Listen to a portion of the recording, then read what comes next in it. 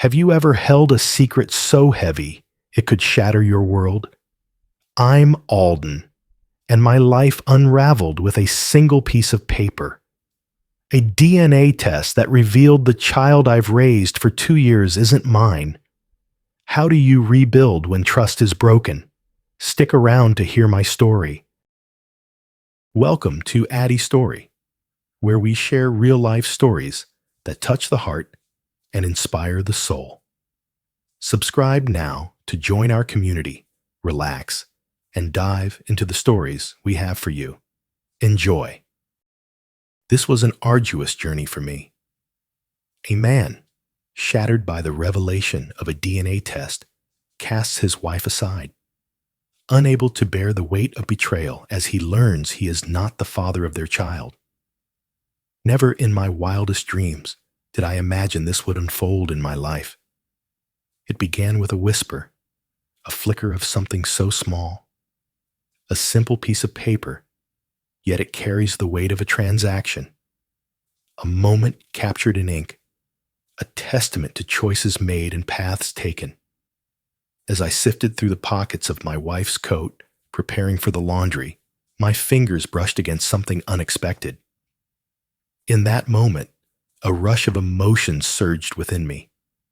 A lunch receipt from a distant restaurant in Burlington, Vermont, a mere fragment of a day spent savoring fleeting moments.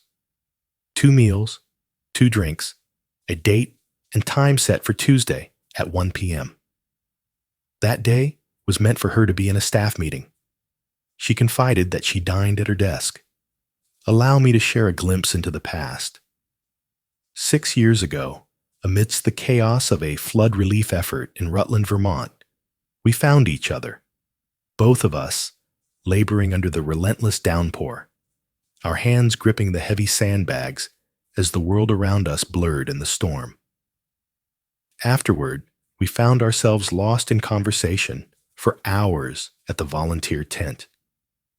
Nearly 3 years later, we exchanged vows and became one. When our child entered the world 2 years ago, it was meant to be a moment of pure joy, yet there was an unsettling feeling as I gazed upon them, sensing that something was amiss in their appearance. I can't quite grasp the reason. The baby possessed those strikingly bright green eyes, a stark contrast to my own brown and my wife's hazel gaze. As soon as I brought it up, her walls went up. My grandmother possessed striking green eyes. At times, it eludes the grasp of one generation, only to resurface in the next. It eluded my understanding. I pondered, what significance could your grandmother's genes possibly hold? Everything shifted when the baby arrived. My wife, Clara, began to venture out more frequently, spending her evenings with her girlfriends. Nights that lingered on until the clock struck midnight. It has never occurred until now. She became fiercely protective of her phone. She kept the password unchanged, yet barred me from approaching it. There were nights when I'd stir from sleep, only to find her illuminated by the glow of her phone, her back turned to me, a haunting familiarity. In those moments, I felt the weight of betrayal creeping in, yet I never imagined it would touch my life. And then, the text message arrived. When I inquired about the sender, Clara snapped at me, questioning why I persistently probe into her phone. That night, sleep eluded me as my mind spiraled through the myriad of small details that refused to align. The following morning, I left our child at daycare, then turned the car around, heading home instead of to the office. As I made my way to work, I reached out to my boss, conveying the news that I would be arriving late. He felt no conflict within himself regarding it. I pulled my car to the curb and sat in the stillness, anticipation coursing through me. An hour later, Clara emerged, adorned in her usual attire, Yet something was amiss. She wasn't heading to work. She navigated the winding roads to a grand house in Montpelier, Vermont, a journey of about 32 minutes from our own home. A police car sat ominously in the driveway, leading me to the unsettling conclusion that he was a cop. Approximately an hour and a half later, she emerged alongside this man. In the stillness of his driveway, they shared a kiss, a fleeting moment suspended in time before she slipped into her car. I managed to capture a few photos, the lens freezing their intimacy just before she opened the door. In that moment, as I sat in the car, my entire world shattered around me. My heart raced uncontrollably, a tempest of emotions urging me to confront her in that very moment. Yet I held back. That night, I wore the mask of normalcy. In the warmth of our home, I engaged in playful moments with our child, shared a meal that nourished both body and spirit, and lost myself in the flickering glow of the television. Inside, I was seething with rage. As the week unfolded, my awareness deepened, revealing layers I had previously overlooked. Unaccounted charges on the credit card, and our gas card showed transactions at gas stations in Barr, Vermont, during hours when I was certain she was meant to be at work. I began to truly observe our child, delving into the depths of those captivating green eyes. The hue of her hair diverged just enough from my own, the reflection that always felt like a stranger, the features that eluded the truth of my own gaze. Doubt slithered in, a toxic whisper in the shadows. On a Saturday afternoon, as Clara immersed herself in her spin class, I stumbled upon a concealed folder on our laptop. To my astonishment, it was secured with a password. After a tense struggle, I finally managed to unlock the door, having wrestled with 3 different passwords before gaining entry. Within those confines lay a trove of emails exchanged between her and this man, Gideon, spanning a tumultuous 3 years. Before our child entered the world, there were hotel confirmations, date night plans, moments reserved for something deeper than mere friendship. I carefully printed a handful of crucial emails and secreted them away in my desk drawer. In that moment, I made the decision to order a DNA test kit online. The uncertainty had shifted. It was no longer about Clara's fidelity, but rather the very essence of my connection to our child. The DNA test kit arrived, concealed within a nondescript brown package, its contents holding the weight of untold stories and secrets waiting to be uncovered. Clara remained completely absorbed, her gaze fixed elsewhere as I carried it in alongside the other letters. Obtaining my sample was a simple affair, just a gentle swab of the cheek. As the clock ticked toward bath time, I transformed the mundane into a playful adventure, gently scrubbing behind those tiny ears, cherishing every moment of our shared joy. With a swift motion, the swab was taken, the package sealed with finality, and the next morning it was entrusted to the post office in Stowe, Vermont, a silent promise sent on its way. The company assured that results would be delivered within a span of 5 to 7 business days. During that wait, I found myself observing Clara with a heightened intensity. Every Thursday, she found herself immersed in her work long after the sun had set. She offered the excuse that work was perpetually draining on those days. Every other Friday, she gathered with the girls for a happy hour that unfolded over 3 exhilarating hours.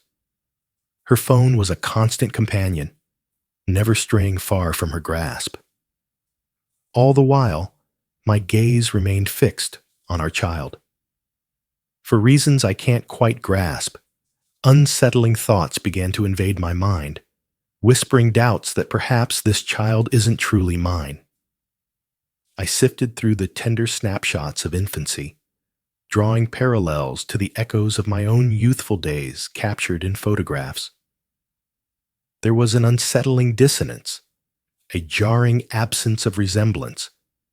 Neither the contours of the nose nor the delicate curve of the ears aligned in any way. In the stillness of the night, I would lie beside Clara, unable to close my eyes, consumed by the haunting question of how long the deception had lingered in the shadows. As she lay in slumber, I found myself drawn to her car, compelled to investigate in the stillness of the night. Once, I stumbled upon a man's jacket tucked away in her trunk. She insisted it was her coworker's, someone who desperately needed a ride home. On another occasion, I stumbled upon a pamphlet for the Hilton Hotel in Middlebury, Vermont, a place she had never mentioned to me, leaving a lingering sense of curiosity and unspoken stories between us. She confided in me that she held the responsibility of orchestrating a work conference. That was the reason she clutched the brochure tightly. It's curious how she never brought up a single work conference. I passed her office in Waterbury, Vermont, the glow of the late-night lights casting shadows of solitude around her. Her car was absent from the parking lot, and she dialed her office once during what she referred to as her lunch break. Her assistant mentioned that she had decided to take the day off. Every revelation felt like a fresh stab to the heart. Just days before the DNA results were set to arrive, Clara proposed a family getaway to the beaches of Lake Champlain.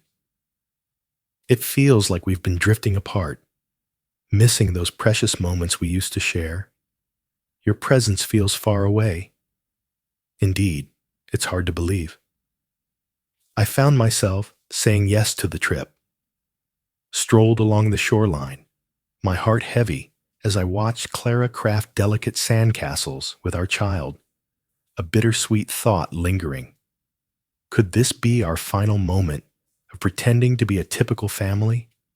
All weekend long, her phone incessantly vibrated, each buzz pulling her deeper into a whirlwind of anticipation and anxiety. She would glance at it when she believed I was unaware. In the stillness of the night, once our child had drifted into slumber, I found myself drawn to the phone records. 3 calls to the same number echoed through the air while I stood under the cascading water, lost in my thoughts. Returning home, the anticipation grew unbearable. My struggles at work began to surface. My mind was a whirlwind, unable to settle on anything. My boss took notice. "Hey there, are you all right?" Everything is just delightful. Those nights, I found myself drinking more than I ever had before. The sole path to surrendering to slumber. Every morning, I found myself reaching for my phone, my heart racing, as I checked my email before the day had even begun. Silence. An absence that echoes in the depths of the soul. Silence. Emptiness. At last, on a fateful Wednesday, the email came through. "Your results have arrived." My finger lingered just above the link, caught in a moment of hesitation. Once I opened it, I knew there was no turning back. What lay beyond was poised to transform everything irrevocably. I inhaled deeply, clicked, and swept through the dense fog of scientific jargon surrounding methodology and markers. In that moment, my gaze fell upon it. The likelihood of paternity stands at a chilling 0%. You may not be the father after all. Not a single fraction. Absolutely certain. There is no room for maneuver. For 2 years, I had nurtured and cared for a child who was not my own flesh and blood. The child who referred to me as Data. The child I guided to take their first steps. My hands trembled violently, causing the phone to slip from my grasp.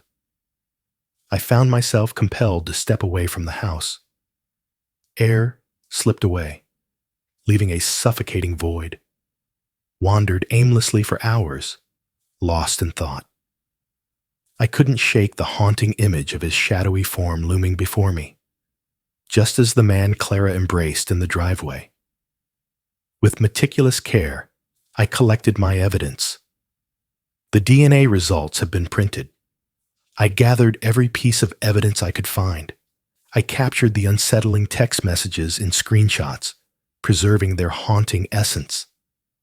I printed the emails exchanged between Clara and Gideon. Spread everything across the kitchen table, bare and unguarded. In that moment, I reached for the phone and dialed Clara's number. "Please, come home now. A crisis has arisen."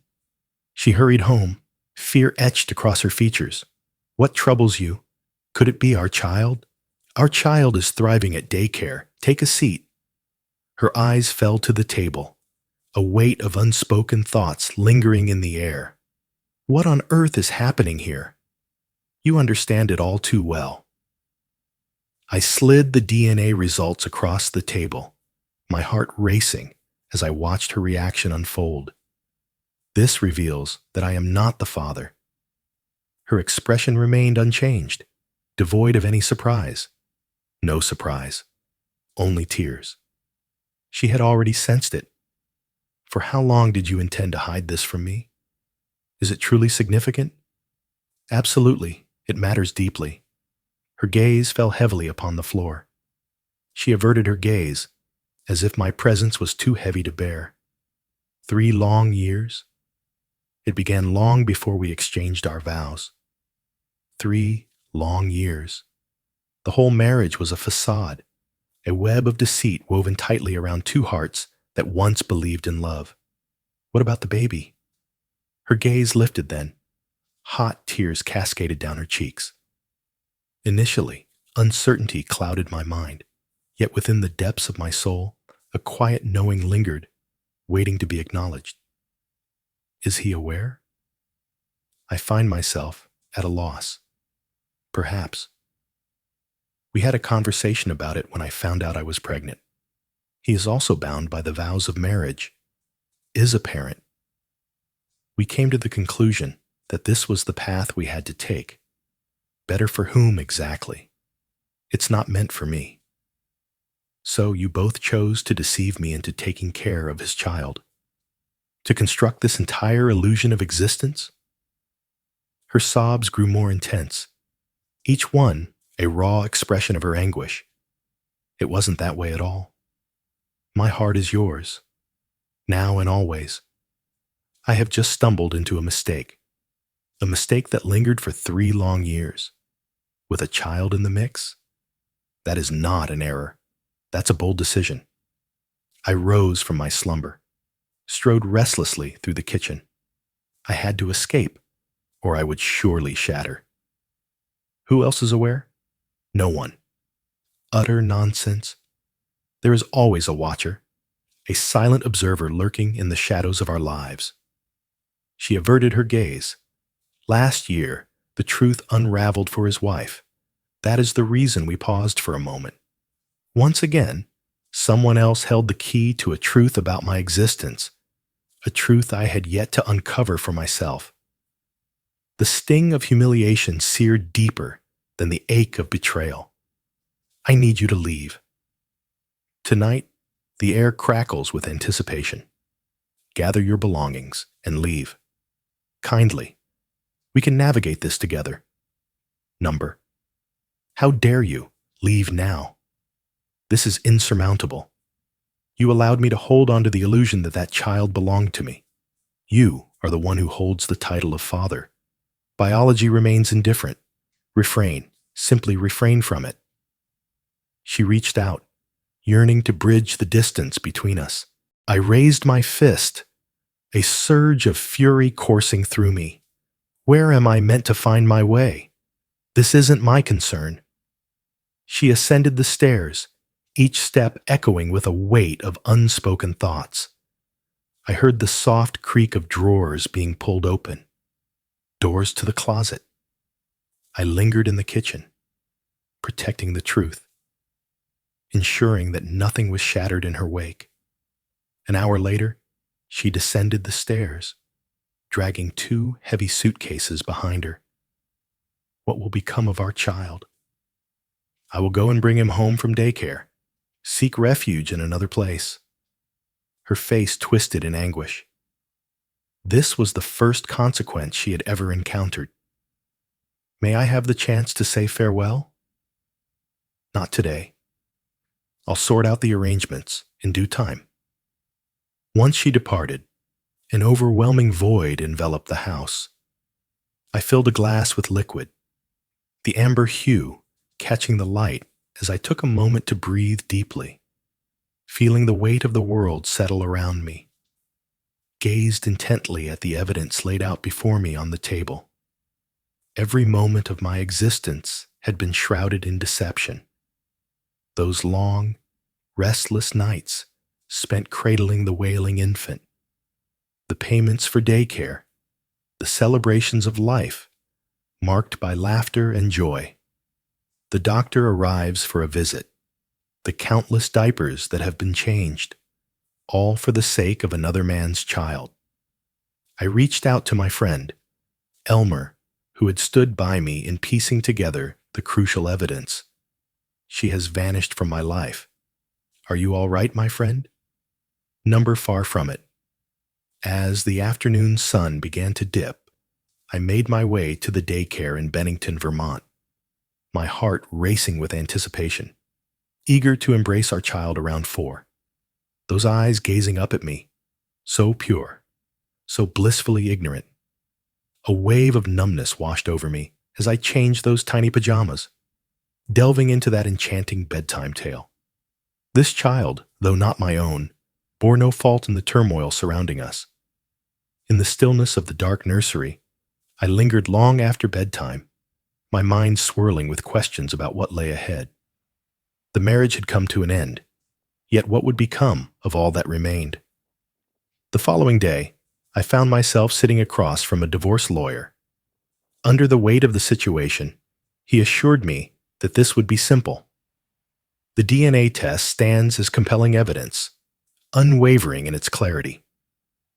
The following weeks unfolded in a haze, each moment slipping away like grains of sand through trembling fingers. Clara remained at her parents' home in Brattleboro, Vermont, continued to send messages, pleading for a chance to converse. I largely turned a blind eye to her presence. The most challenging aspect was unraveling the complexities of the child's circumstances. The DNA results revealed a truth we never anticipated. We were not related. Yet after 2 years of sleepless nights and the joy of first steps, something profound had taken shape. My lawyer presented the choices before me. The absence of a biological bond signified a lack of legal duty. Walking away completely is within my grasp, should I choose to do so. The mere thought twisted my stomach in knots.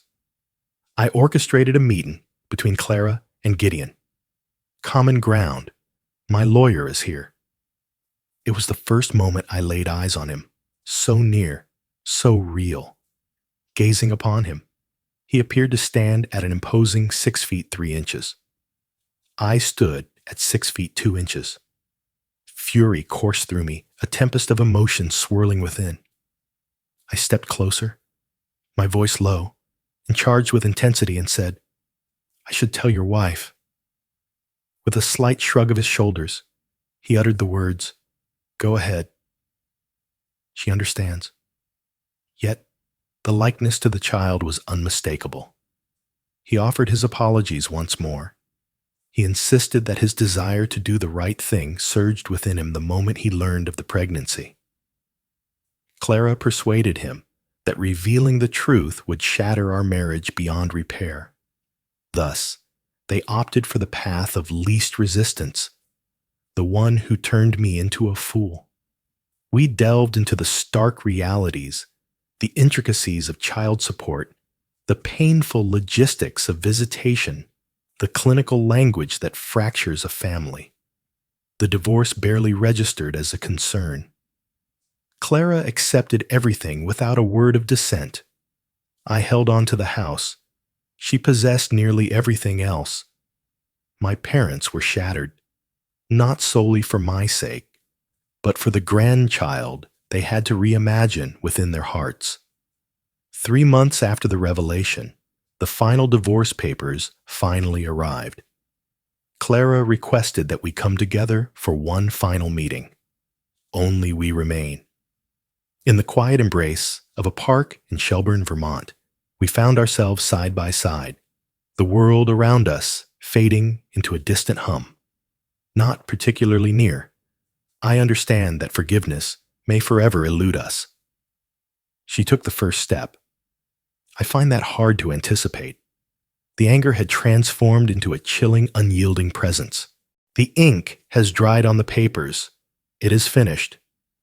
She slid an envelope across the bench, containing her explanation, her apology, as if mere words could mend the fractures between them. From the very beginning, I sensed that the baby didn't belong to you, she confessed. All I ever longed for was the simple dream of us being a normal family, a final truth that shifted nothing, yet lingered in the air like an unspoken promise. We delved into the intricate details of logistics, the custody arrangement we had painstakingly crafted. She would hold the primary custody. Weekends would be mine, a choice I made, though not bound by law. As I turned my back on the park, an unsettling transformation stirred within me. Neither forgiveness nor its promise. Perhaps not ever. Yet it was a tentative stride toward the unknown that lay ahead. Within the confines of my home, I carefully tucked away wedding photos, shifted furniture with purpose, transformed the living room with fresh paint, all in an effort to carve out a sanctuary for a new beginning. In the quiet embrace of my first weekend with the child, after the dust had settled, we crafted a blanket fort, lost ourselves in the world of cartoons, and created pizza together. Each small moment weaving the threads of a new, profound bond. The sting of betrayal would forever linger in the heart. The anger may linger indefinitely, yet witnessing this little soul who still grasped for my hand without a moment's doubt, I realized one undeniable truth. A father is defined by more than just DNA. Some choices are dictated by the very essence of our biology. Some are crafted with the very essence of the soul. I made the decision to remain in this child's life, no matter the outcome of the test. My marriage shattered the moment those results came in, yet another force lingered on. It's not the life I envisioned, nor the family I anticipated, yet it's undeniably authentic. A unique journey of fatherhood, leading me down an unforeseen road ahead. All I can express is that, after hearing this story, many men would still choose to turn their backs on that child. Though I don't have children myself, I can deeply empathize with the heart-wrenching and challenging predicament this man, Alden, finds himself in. Thanks for watching this story on Addy Story. If you enjoyed it, don't forget to like, share, and hit that subscribe button so you never miss a new tale. Stay tuned for more, and until next time, take care and keep living your own amazing stories.